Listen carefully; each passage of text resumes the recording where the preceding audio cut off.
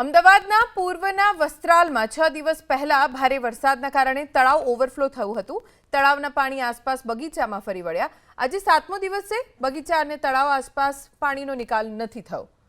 મહાનગરપાલિકાએ heavy dewatering van મૂકી પાણી ઉલેચવાનું શરૂ તો કર્યું। આમ તો દાવો થયો હતો કે તળાવને ઇન્ટરકનેક્ટ કરવામાં આવ્યા છે, જો કે હવે એવા દાવા થાય છે કે અન્ય તળાવમાં પાણીના નિકાલ માટેનું કનેક્શન ખરાબ થઈ જતા તળાવ ઓવરફ્લો થયું।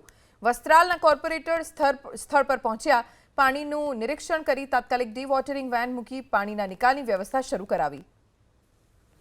આ તળાવ સ્વાભાવિક રીતે કોઈ પણ તળાવ હોય એ વરસાદી પાણીથી ભરવામાં આવે, એટલે એના કનેક્શનો વરસાદી પાણીના અહીંયા અમે આપ્યા છે ને એના કારણે 365 દિવસ આ તળાવ ભરેલું રહે।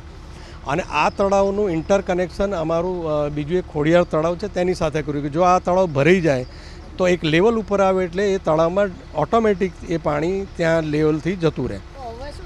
પણ અહીંયા વસ્ત્રાલની બાજુમાં જ એ જે ઇન્ટરકનેક્શનનું જે મેઇન અમારું જંકશન જે ડેમેજ થઈ ગયું એના કારણે આગળ પાણી જતું બંધ થઈ જવાના કારણે આ પહેલીવાર આ રીતે પાણી ભરાઈ ગયું છે। બાકી આ અમારી વ્યવસ્થા સુદૃઢ હતી, કોઈ સમસ્યા નહોતી અને હવે રિપેર પણ થઈ ગયું છે ને હવે પાણી ત્યાં ઇન્ટરકનેક્ટ કરી પણ દેવામાં આવ્યું છે, એટલે હવે પાણી ખાલી થઈ રહ્યું છે।